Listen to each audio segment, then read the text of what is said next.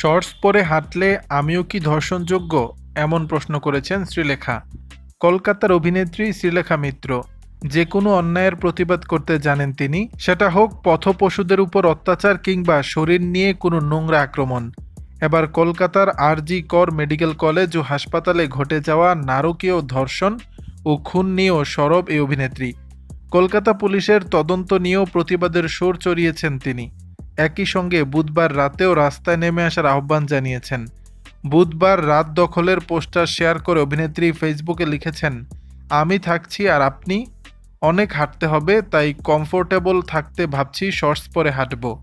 তাহলে কি আমাকেও ধর্ষণযোগ্য মনে হবে? এদিকে যে সেমিনার হলে তরুণী চিকিৎসকের মরদেহ উদ্ধার হয়েছে তার পাশের দেয়াল ভাঙ্গাকে কেন্দ্র করে মঙ্গলবার রাতে উত্তাল হয়ে উঠেছিল আরজিকর হাসপাতাল। প্রমাণ লোপাটের চেষ্টা হচ্ছে বলেও অভিযোগ করা হয়। সেই ইস্যুতেও পোস্ট করেছেন শ্রীলেখা। তিনি লিখেছেন, দুর্নীতি কোন জায়গায় পৌঁছে গিয়েছে, কি সাহস এদের! প্রমাণ লোপাটের চেষ্টা সেমিনার হল ভেঙে। পশ্চিমবঙ্গ কি কারো বাবার সম্পত্তি নাকি? সবাই ঠুটু জগন্নাথ হয়ে না বসে মন্ত্রীদের পদত্যাগ দাবি করুন। দর্শক, বিষয়টি নিয়ে আপনাদের মতামত জানাবেন নিচের কমেন্ট বক্সে।